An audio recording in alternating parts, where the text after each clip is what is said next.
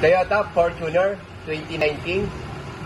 Install Android head unit with 360 camera. 6128. Ito po yung ating front.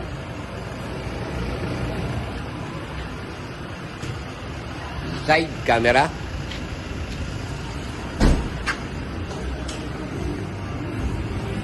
Rear camera.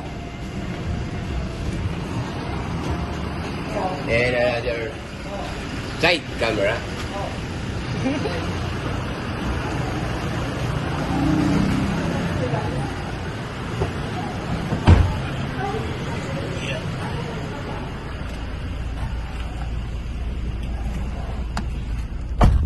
TS10, 6 GB RAM, 128 GB ROM, 2K resolution, Android head unit with 360 camera and voice command. Ito po yung mga application niya. Yan. Meron po siyang built-in AI voice command. Ito po.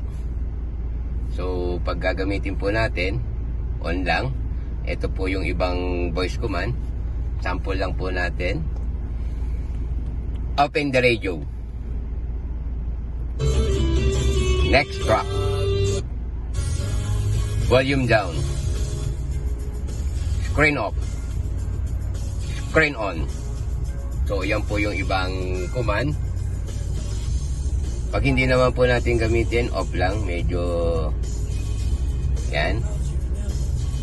So, try po natin si 360 camera. Yung 360 camera po natin ay merong auto trigger. 20 kph pababa, gagana po si auto trigger. Tulad yan, left signal. Right signal. Then hazard. Yung hazard natin siyempre both side. Priority po yung reverse kapag ka nag-reverse ka. Reverse po.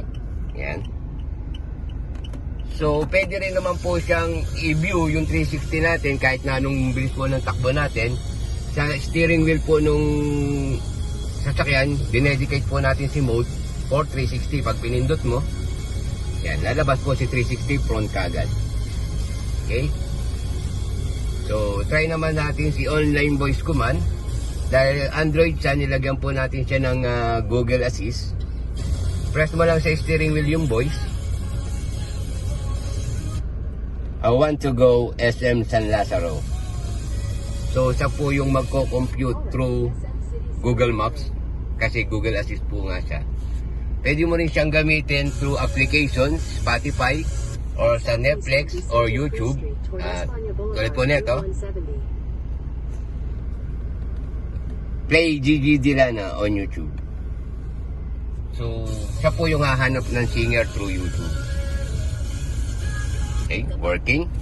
Yan yung ating 6 GB RAM, 128 GB ROM, TS10 Android head unit with 360 camera.